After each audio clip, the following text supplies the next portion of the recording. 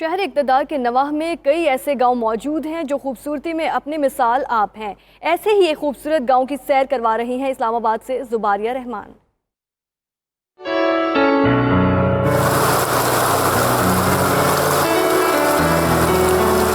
सरसब्जो शादाब पहाड़ों से गिरा हुआ ये दिलकश और हसीन गांव शादरा है। इस गांव की वजह शोहरत साफ और शफाफ बहता पानी है जो यहां आने वालों को अपनी खूबसूरती से महसूर कर देता है।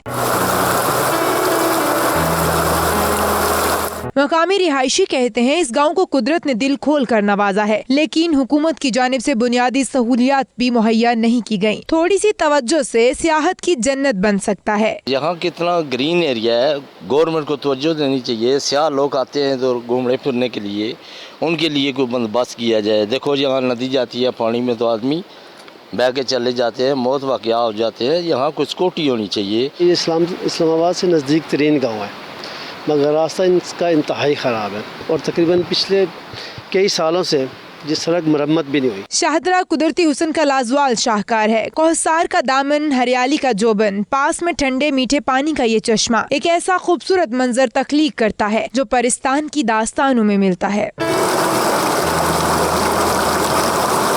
चारों तरफ से पहाड़ों में घिरा ये गांव, ठंडे पानी का बहता ये हसीन चश्मा यहाँ आने वालों पर सकूत सा तारी कर देता है।